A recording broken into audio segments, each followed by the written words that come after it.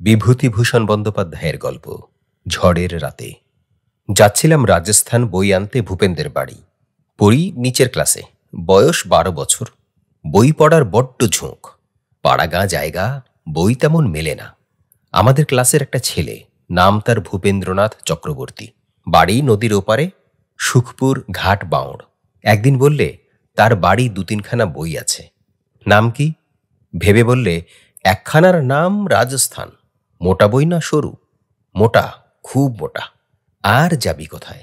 রাজস্থান বইয়ের নাম আমার শোনা আছে। বই দিবি তো? হ্যাঁ দেবে, যদি তার বাড়ি আমি যাই। কিন্তু তাহলে সেদিন বাড়ি ফিরব কি করে? কেন, সেদিন আমাদের বাড়িতে থাকবে। এই শর্তে রাজি হয়ে বই আনতে যাচ্ছি ভূপেন্দ্রের বাড়ি। নদীর ওপারে আমাদের স্কুল থেকে 5 মাইল পথ। সময়টা বোধহয় পুজোর পর। দিন ছোট। নদী পার হতে না হতে বেলা গেল। সঙ্গে সঙ্গে নামল বৃষ্টি। মেঘ অনেকক্ষণ থেকে জমেছিল আকাশে। দৌড়ে গিয়ে একটা আম গাছের তলায় দাঁড়ালাম। ছাতি আনিনি সঙ্গে। এটা বর্ষাকাল নয়, ওবেলা চমৎকার রোদ ছিল। সন্ধ্যার সময় বৃষ্টি নামবার কোনো সম্ভাবনা দেখা যায়নি। আমতলায় খানিকটা দাঁড়িয়ে বুঝলাম আম গাছের শাখাপত্র বৃষ্টির জল থেকে বাঁচাতে পারবে না। বাড়িঘর আছে কিনা দেখবার আগ্রহে এদিক ওদিক চেয়ে দেখি কিছু দূরে আমবাগানের ফাঁকে একটা পুরনো কোঠাবাড়ি যেন বৃষ্টির মধ্যে আবছায়া দেখা যাচ্ছে। এক দৌড় দিলাম বাড়িটা লক্ষ্য করে, এবং সর্বাঙ্গ ভিজে জুবড়ি হয়ে হুড়মুড় করে বারান্দার দৌড় ঠেলে বাড়ির মধ্যে ঢুকে পড়লুম। বাড়ি কাদের, কে আছে না আছে সেখানে এদিকে আমার কোনো লক্ষ্য নেই। কে যেন একজন বারান্দার ওকোণ থেকে রুক্ষ স্বরে বলে উঠল, কে হে? চমকে চেয়ে দেখি একজন বুড়ো মানুষ একটা মাদুরের উপর ঝুঁকে বসে কি করছিল। মুখ ঈষৎ তুলে আমার দিকে চেয়ে প্রশ্নটা করেছে। অপ্রতিভের সুরে বললাম, আমি একজন স্কুলের ছেলে, সুখপুকুর যাব। সুখপুকুরে যাবে তা এখানে কি? আগে বৃষ্টিটা এলো কি না, ওই আমতলায় দাঁড়িয়ে ভিজছিলাম। কোন আমতলায়? ওই রাস্তার ধারের। বড্ড ভালো আম ওর। এই কথাটা যেন আমি ছেলে মানুষ হলেও কানে কেমন একটু অসংলগ্ন ঠেকল। তবুও প্রবীণ ব্যক্তির কথার প্রতি শ্রদ্ধা ও সম্মান দেখানোর জন্য বললাম, ও? বৃদ্ধ রাগত ভাবে বলে উঠলেন, ও কি? ও মানে কি ও? আমি অবাক, চুপ করে রইলাম। অন্যায় কথা বলে ফেলেছি নাকি? ও বলা উচিত হয়নি। তোমার নাম কি হে? আগে দুলাল চন্দ্র বন্দ্যোপাধ্যায়। এহ, দুলাল, আদরের দুলাল। কোন ক্লাসে পড়ো? 6 ক্লাসে। 6 ক্লাসে? আগে হ্যাঁ, 6 ক্লাসে। কি আশ্চর্যের কাণ্ড! এই কথার পর বৃদ্ধের রাগী মেজাজ হঠাৎ শান্ত হয়ে গেল। নয়তো আমি সত্যি ভাবছিলাম বৃষ্টি একটুখানি থামলেই এখান থেকে চলে যাব। যা থাকে কপালে। এমন রাগী লোকের ঘরে থাকবার কোনো দরকার নেই। বুড়ো শান্ত হয়ে বললে, 6 ক্লাসে পড়ো? আচ্ছা, এসে বসো এখানে। 6 ক্লাসে অধ্যয়নের অধিকার বর্গে আমি গিয়ে মাদুরটার এক পাশে বসলাম। নাম কি? আবার বিনীতভাবে নামটি বলি। কিছুক্ষণ সব চুপচাপ। বাইরে বেশ অন্ধকার হয়ে উঠেছে। বৃদ্ধ বললেন, খাবে কিছু? আগে না। না কেন? খাও না। ওই কোণে উঠে গিয়ে দেখো শুকনো নারকোল আছে, নিয়ে এসো, দা দিচ্ছি, কেটে খাও। আমি ঝুনো নারকোল কুড়োতে জানি নে। জানো না? গেরস্থ ঘরের ছেলের সব জানা দরকার।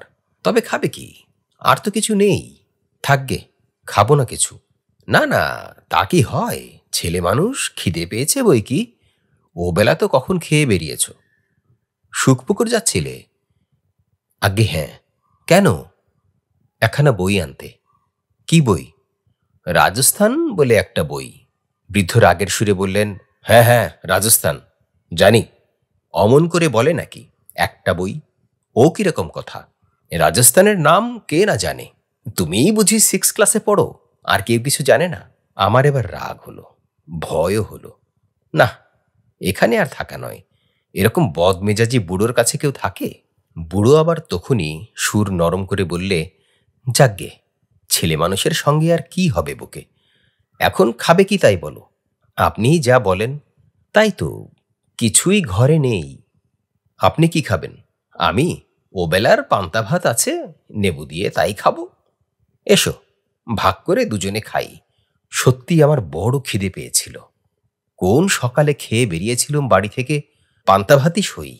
বুড়ো আমাকে বড় খাটালে।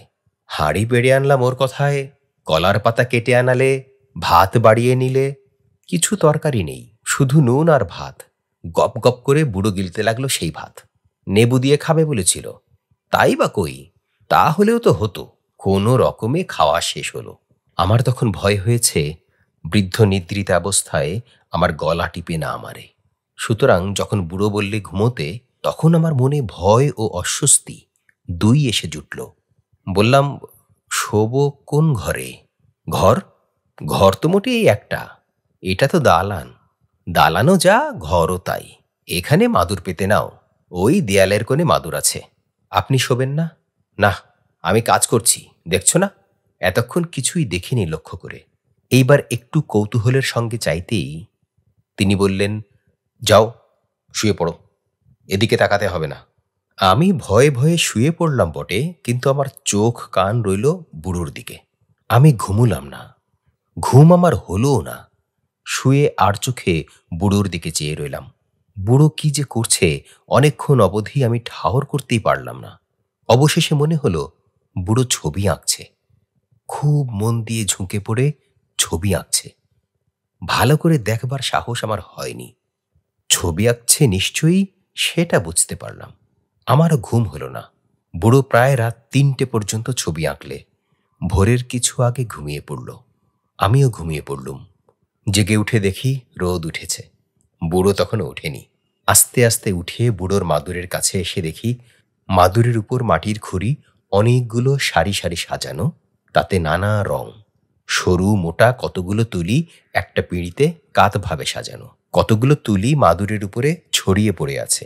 আর সামনে একখানা তক্তার উপর পেরেক দিয়ে আটা কাগজ কিংবা চটের উপর একখানা যা ছবি, ছবিখানা কোনো একটি মেয়ে ছেলের।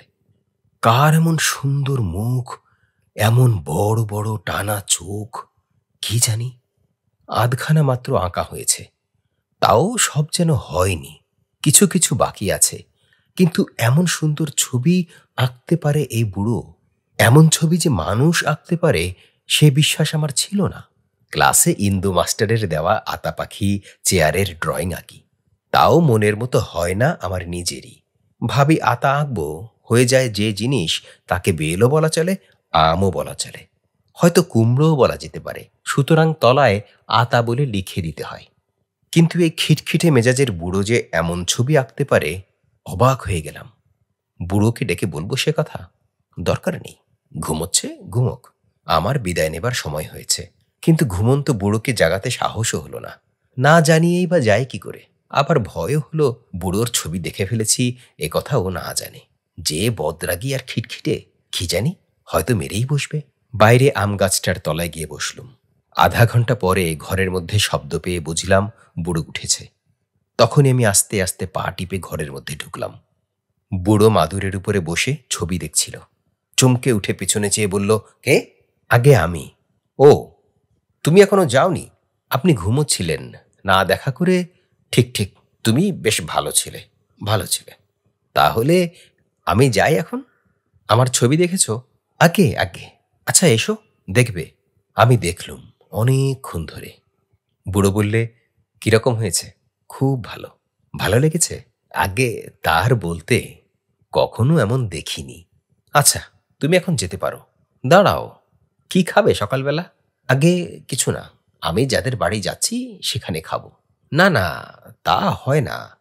পান্তা ভাত হাঁড়িতে ছিল? আগে না, সব খেয়েছি কাল দুজনে। নারকোল একটা নিয়ে এসো, কেটে দিই। আগে আপনাকে কষ্ট দেব না, আমি খাবো না কিছু। বলেই হন হন করে বেরিয়ে পড়লুম বাড়ি থেকে। বুড়ো দেখি পেছনে পেছনে ডাকছে, ও খোকা শোনো, ও খোকা যেও না।